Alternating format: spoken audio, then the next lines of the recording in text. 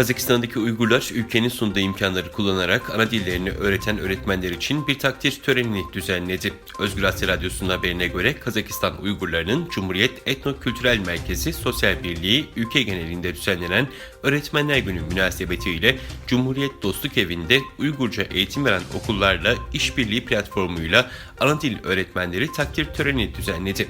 Törene Kazakistan'ın eğitim kurumlarının temsilcileri, Almatı şehir ve ilçelerindeki Uygur dil okullarının yöneticileri, öğretmenler, kıdemli öğretmenler ve aydınlar katıldı.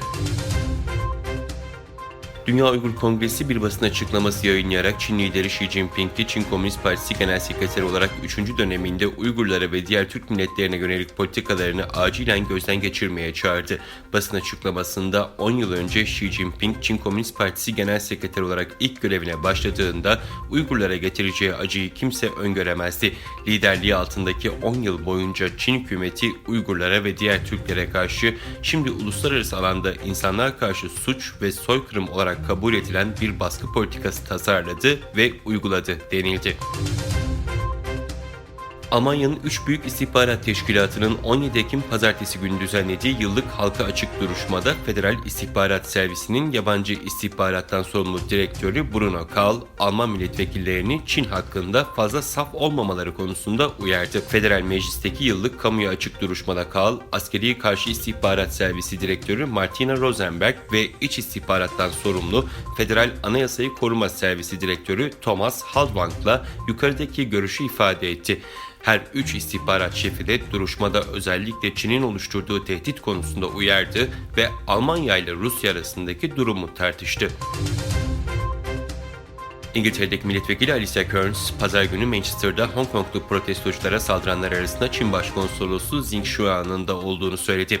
Çin Dışişleri Bakanlığı ise konsolosluk çalışanlarının yaptığı saldırıyı savundu. Protestocuların konsolosluğa zorla girmesi üzerine çalışanların gerekli önlemleri almak zorunda kaldığını söyledi.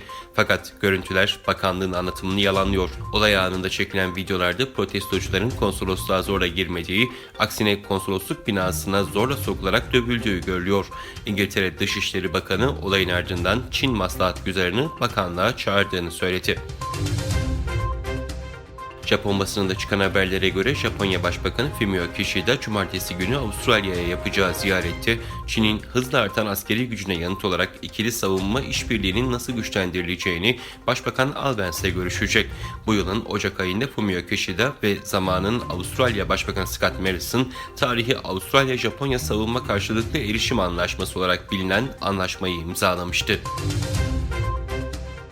Fransa Cumhurbaşkanı Emmanuel Macron, Paris'teki Ulu Cami'nin temelinin atılışının 100. yıl dönümü törenine katıldı.